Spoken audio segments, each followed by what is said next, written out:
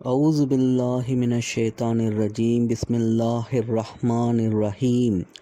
அல்லாஹு தாலாவின் அருளினால் இஸ்லாமிய சூரியன் எனும் இந்த சேனலில் அல் குர்ஆன் சொல்லுக்கு சொல் விளக்கம் சூரா ஃபாத்திஹாவின் 2 வீடியோக்களாக வெளியிட்டிருந்தோம். அந்த வீடியோக்களை பார்க்காதவர்களுக்கு கீழே டிஸ்கிரிப்ஷனில் லிங்க் கொடுத்துள்ளோம். அதன் மூலம் அந்த வீடியோக்களை பார்த்து பயனடையுங்கள்.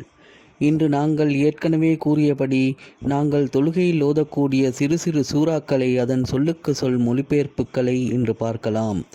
அதன் அடிப்படையில் அல் குர்ஆனின் 107வது சூறாவாகிய சூரா அல் மாஊனின் சொல்லுக்கு சொல் மொழிபெயர்ப்புகளை இன்று பார்ப்போம். சூரா அல் மாஊன் மக்காவில் இறங்கப்பட்ட 7 வசனங்களை கொண்ட சூறாவாகும். பெரும்பாலான அறிஞர்களின் கருத்துப்படி இது மக்காவில் இறங்கப்பெற்றது என்பதுடன் சில அறிஞர்களின் கருத்துப்படி இது மதீனத்து சூறாவாக கருதப்படுகின்றது. இந்த சூறாவில் முதல் 4 வசனங்களை பார்க்கும்போது மக்கத்து காஃபிர் தலைவர்களின் குணநலன்கள் பண்புகளை குறிப்பதோடு கடைசி 3 ஆயத்துக்களில் முனாஃபிக்குகளின் பண்புகளை குறிப்பதாகவும் காணப்படுகிறது. எனவே இது பாதி மக்கி சூரா என்றும் பாதி மதனி சூரா என்றும் நாங்கள் இங்கு கருத்தில் எடுத்துக்கொண்டு இப்பொழுது வசனங்களுக்கு செல்வோம். أرأيت الذي يكذب بالدين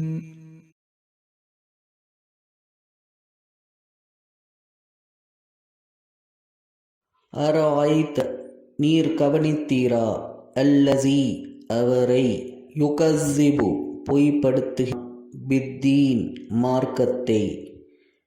மார்க்கத்தை பொய்ப்படுத்துகின்றவனை நீர் அறிந்து கொண்டீரா. இங்கு தீன் என்பதற்கு மார்க்கம், தீர்ப்பு, கூலி என பல்வேறு வகையில் பொருள். தீர்ப்பு நாளை பொய்ப்பிக்கின்றவனை நீர் கவனித்தீரா என்றும் பொருளலாம். இந்த வசனம் மக்காவில் வாழ்ந்த காஃபிர்களுக்கு கூறப்பட்டிருந்தாலும் அல் குர்ஆன் வசனங்கள் எக்காலத்திற்கும் பொருந்தும் என்ற அடிப்படை காலத்தில் முஸ்லிம் சமுதாயத்தின் வீழ்ச்சியும் இந்த வசனத்தில் மறைமுகம் காட்டப்பட்டுள்ளது. அல் குர்ஆனின் சுமார் 700 கட்டளைகள் கூறப்பட்டிருக்கின்றன.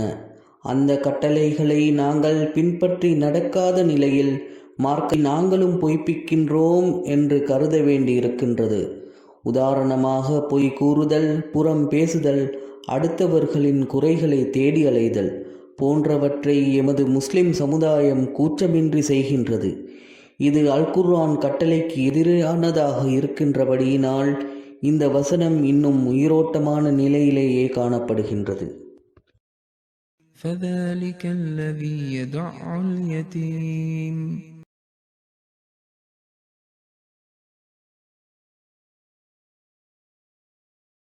ஃபஸாலிக ஆகவே இந்த, அல்லஸி அவர், யதூல் விரட்டுகிறான், அல் யதீம் அனாதைகளை, அவனே அனாதைகளை விரட்டுகின்றான். மக்கத்து தலைவர்கள் அனாதைகளின் சொத்துக்களை பறிமுதல் செய்து அவர்களை விரட்டியடித்த சம்பவங்களை இந்த வசனம் கூறுகின்றது. இந்த வசனத்தையும் தற்காலத்தில் வாழும் சமூகத்தினரோடு ஒப்பீடு செய்யும் போது முஸ்லிம்களும் இதுபோன்ற செயல்களை செய்கின்றனர். அது மட்டுமல்லாமல் பல்வேறு நாடுகளில் அகதிகளாக மக்கள் வேறு இடங்களுக்கு செல்லும்போது மற்ற நாடுகள் தமது எல்லைகளை மூடியும் விரட்டியடிக்கும் சம்பவங்களும் நாங்கள் பார்க்க முடிகின்றது. உதாரணமாக ரோஹிங்கியா, காசா, யெமனில் உள்ள மக்கள் தமது அண்டை முஸ்லிம் நாடுகளுக்கு செல்லும்போது கூட அவர்களை வரவேற்று உபசரிக்காமல் விரட்டியடிக்கப்பட்ட சம்பவங்களை நாங்கள் காண்கின்றோம். இது நபி ஸல்லல்லாஹு அலைஹி வஸல்லம் அவர்களுடன் அகதிகளாக மக்காவில் இருந்து மதீனாவுக்கு சென்ற முஸ்லிம்களுக்கு மதீனத்து முஸ்லிம்கள் காட்டிய அன்பும் பரிவும் இக்கால முஸ்லிம்களிடத்தில் இல்லை. ولا يحض على طعام المسكين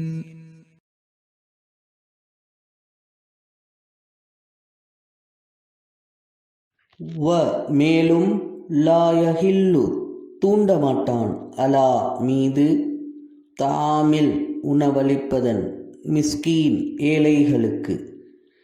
ஏழைகளுக்கு உணவளிப்பதன் மீது அவன் தூண்டமாட்டான்.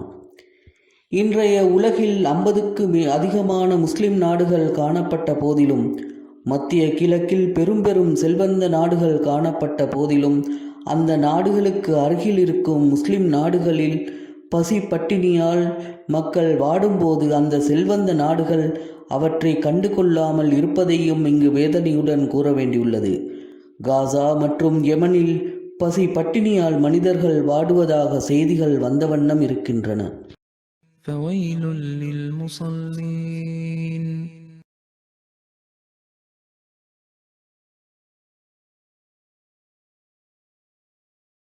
ஃபைலுல் எனவே கேடுதான், லில் முசல்லீன் தொழுகையாளிகளுக்கு. இது மதீனத்து முனாஃபிக்குகளை குறிக்கின்றது. தற்காலத்தில் இஸ்லாத்தின் எதிரிகள் பாமர முஸ்லிம்களை குழப்பத்தில் ஆழ்த்துவதற்காக இந்த வசனத்தை வாதமாக எடுத்து வைக்கின்றனர்.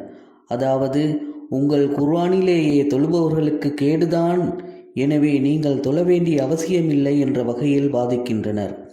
நாங்கள் அல் குர்ஆன் வசனங்களுக்கு பொருள் கொள்ளும் போது அந்த வசனத்திற்கு முன்னாலும் பின்னாலும் உள்ள வசனங்களை பார்க்கும்போதுதான் அந்த வசனங்களுக்கு முழுமையாக பொருள் கொள்ள முடியும்.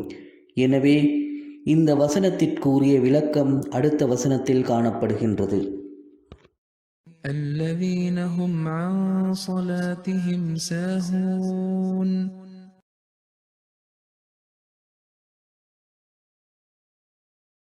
அல்லசீன இவர்களாகிய, ஹும் அவர்கள், அன் மீது, சலாத்திஹிம் தங்கள் தொழுகையில், சாஹூன் கவனமற்றவர்கள்.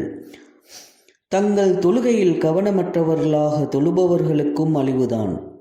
தற்காலத்தில் முஸ்லிம் சமுதாயத்தில் அதிகமான இளையோர்கள் தங்கள் தொழுகையில் கவனமற்றவர்களாக இருக்கின்றனர். 5 நேரம் தொழுவதற்கு பதிலாக லுஹரையும் அசரையும் ஒன்றாகவும் மக்ரிபையும் இஷாவையும் ஒன்றாகவும் இரவு முழுவதும் வீணான செயல்களில் கழித்துவிட்டு சுபஹ் தொழுகையை தவறவிடுபவர்களாகவும் காணப்படுகின்றனர். மேலும் அவசரமாக மக்கள் தொழுபவரே காணப்படுகின்றனர். الذين هم يراءون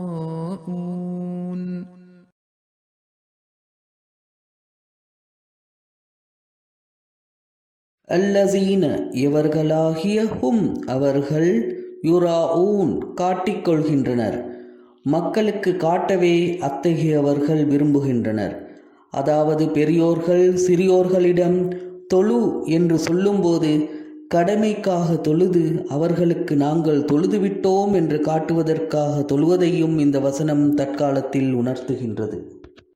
ويمنعون الماعون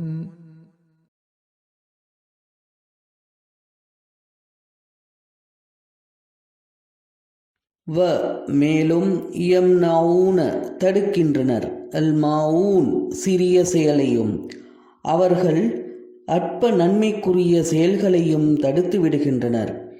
இது ஒரு மனிதன் இன்னொரு மனிதனுக்கோ வேறு உயிரினங்களுக்கோ செய்யக்கூடிய சிறு உதவிகளை தடுப்பது பற்றி கூறியுள்ளது. உதாரணமாக, தாகத்தில் இருப்பவருக்கு தண்ணீர் வழங்குதல், பாரத்தை சுமக்க முடியாது இருப்பவர்களுக்கு உதவுதல் போன்ற வகைகளை குறிக்கும்.